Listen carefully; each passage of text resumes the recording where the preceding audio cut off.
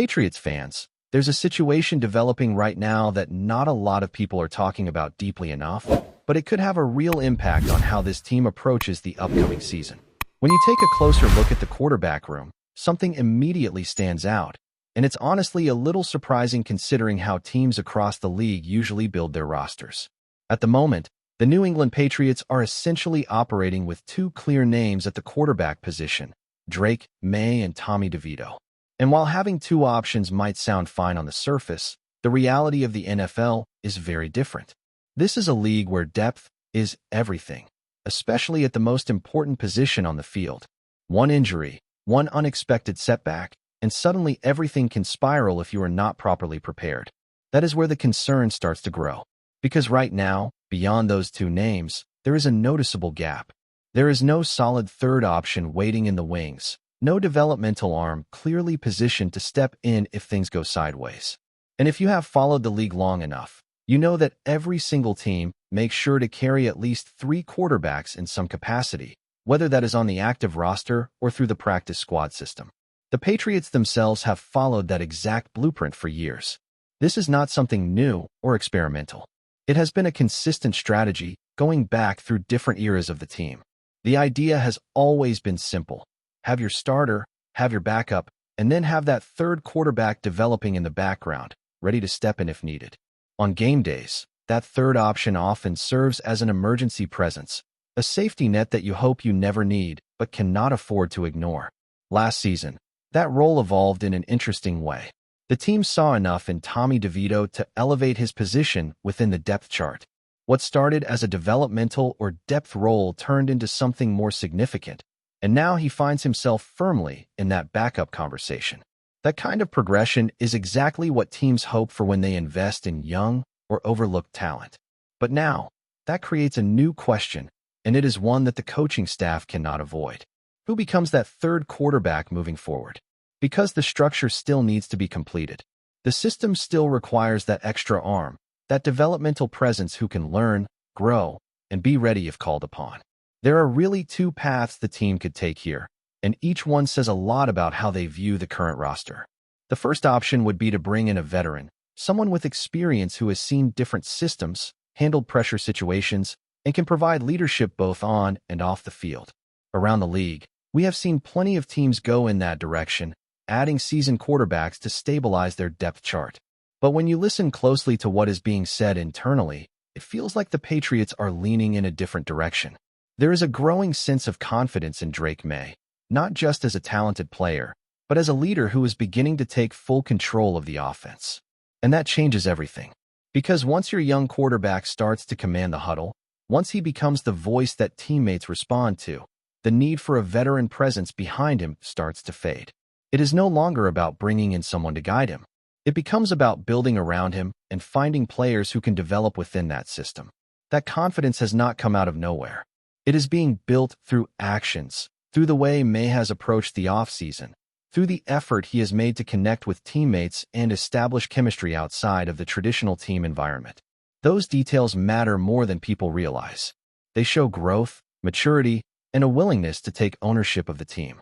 And when a coaching staff sees that, when they believe their quarterback is ready to lead not just with his arm, but with his presence, it naturally shifts their priorities. Instead of looking for a veteran safety net, they begin to focus on developing the next piece of the puzzle. Someone younger, someone moldable, someone who can grow within the system without the pressure of needing to play immediately. That is where the draft starts to come into play in a very interesting way. Because this is not about using an early pick or making a splash move. This is about identifying value later on, finding a quarterback who may not be getting national attention but has the traits that fit what the Patriots want to do offensively. And when you really think about it, that approach has worked before. Teams find hidden gems in the later rounds all the time, players who come in without expectations and end up carving out important roles. For the Patriots, this could be another opportunity to do exactly that, to quietly build depth while continuing to shape the future of the position. So now the focus shifts toward those potential late-round prospects, the quarterbacks who might not headline the draft, but could still become valuable pieces within the right system. These are players who show efficiency, who protect the football, who can operate within structure while still offering just enough mobility to extend plays when needed. Because at the end of the day, that is what this offense is going to demand. It is not about flashy numbers or highlight reel plays. It is about control, decision-making, and the ability to execute consistently. And whoever steps into that third quarterback role will need to reflect those exact qualities as they begin their journey within this evolving Patriots offense. As the conversation starts to shift toward potential names, this is where things get even more intriguing, because now it is not just about filling a spot on the roster. It is about finding the right fit for what this offense is becoming. And when you look at the type of quarterback the Patriots could target, you begin to notice a clear pattern in the kind of skill set they would prioritize. One of the first profiles that stands out is a quarterback who has already shown flashes of high-level production at the college level. Someone who has proven he can handle volume, push the ball downfield when needed, and still maintain a level of efficiency that keeps an offense on schedule. These are the types of players who may not be perfect prospects, but they bring enough experience to step into a developmental role without being overwhelmed. There is also something to be said about familiarity and chemistry, especially when you are building an offense from the ground up. Connections between players, even those formed at the college level, can sometimes translate into smoother transitions at the professional level. When a quarterback already has a level of comfort with certain concepts or even certain teammates, it can accelerate the learning process in ways that are not always obvious on paper. At the same time, the Patriots could very well lean toward a different type of quarterback altogether. Instead of focusing purely on pass production, they might prioritize efficiency and decision-making above everything else.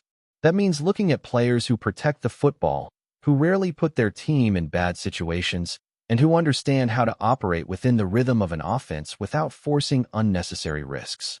This is where some of the more under-the-radar prospects start to become extremely appealing. You are talking about quarterbacks who may not have played against the toughest competition every single week, but when you turn on the film, you see consistency. You see accuracy, you see timing, and most importantly, you see a player who understands how to take what the defense gives him. Those are traits that translate well, especially in a system that values structure and discipline. And when you combine that with a willingness to develop, to sit back and learn behind players like Drake, May, and Tommy DeVito, it creates the ideal environment for growth. There is no immediate pressure to perform, no expectation to carry the offense, just an opportunity to improve day by day. Another element that cannot be overlooked is mobility, not necessarily in the sense of a quarterback who is going to run all over the field, but someone who can move within the pocket, avoid pressure, and extend plays just enough to give receivers time to get open. That subtle movement can make a huge difference, especially at the next level where defensive speed is on a completely different scale. When you start combining all of these factors, the picture becomes much clearer. The Patriots are not just searching for a third quarterback, they are searching for a developmental piece who fits a very specific mold. Someone who is efficient, composed, and coachable, with just enough athletic ability to adapt to the speed of the NFL game. And what makes this even more interesting is the range in which they are likely to find that player. We are not talking about early round selections or headline-grabbing picks. This is the territory where scouting departments really earn their reputation, identifying talent in the later rounds that others might overlook. It is also where you often find players with something to prove. Quarterbacks who were not heavily recruited, who had to transfer, who had to fight for playing time, and who developed resilience along the way. That kind of background can be incredibly valuable when stepping into a role that requires patience and persistence. Because make no mistake, whoever fills this spot is not just going to be a placeholder. They are going to be part of the foundation, part of the long-term vision for how this quarterback room evolves. Even if they never become a starter, their role in preparation, in practice, and in supporting the offense is going to matter more than most people realize. And as the draft continues to get closer, the anticipation builds around which direction the Patriots will ultimately take. Will they find that hidden gem late, a player who quietly develops into a reliable option? Or will they surprise everyone with a different approach entirely? What is clear right now is that this decision is not being taken lightly. There is a plan in place, a vision for how this offense should operate, and every move is being made to support that vision. The third quarterback might not grab headlines, but in a league where preparation is everything, It could end up being one of the most important decisions they make as they continue shaping this roster for the future. And when you zoom in even further, you start to realize that this decision is also about competition. Bringing in a young quarterback is not just about filling that third spot. It is about creating an environment where every rep matters.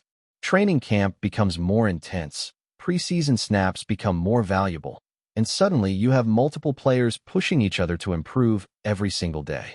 That internal competition can have a direct impact on the development of Drake May as well. When you have hungry players behind you, players trying to prove they belong, it forces everyone in that room to stay sharp. It raises the standard, it keeps the energy high, and it builds a culture where nothing is handed out easily. That is the kind of environment that often leads to long-term success. At the same time, the coaching staff will be paying very close attention to how quickly a rookie quarterback can absorb the playbook. This is not a simple system where you can rely purely on athleticism. It requires discipline, timing, and a deep understanding of situational football. The ability to process information quickly, to make the right read under pressure, that is what will separate one prospect from another. There is also the reality that not every late-round quarterback works out, and the Patriots know that better than anyone. But that does not change the approach. If anything, it reinforces the importance of taking calculated chances, of trusting the evaluation process, and of giving the coaching staff a player they can mold from the ground up. And as this process unfolds, fans are naturally going to start forming their own opinions. Everyone will have their favorite prospect, their sleeper pick, that one player they believe could surprise people at the next level. That is part of what makes this time of year so exciting, the unknown, the possibility that the next edition could become something much bigger than expected. So as the draft approaches and the Patriots continue shaping their quarterback room, keep an eye on how they handle this specific move, because it may not be the flashiest headline, but it speaks volumes about their confidence in Drake May, their commitment to development, and the direction they believe this offense is heading as they quietly build something that could look very different once the season begins to take form.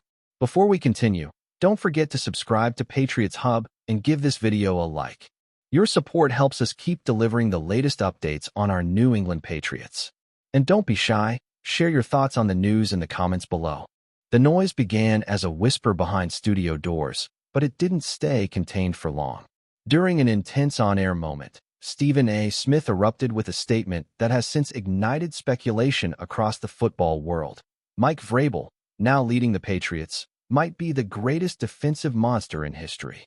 It was less an analysis and more a declaration, delivered with the kind of conviction that turns opinions into narratives.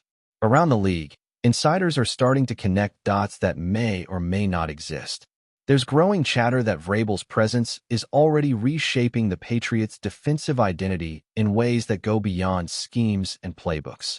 Some suggest his influence is psychological, instilling a level of controlled aggression that feels reminiscent of past dynasties, yet uniquely his own.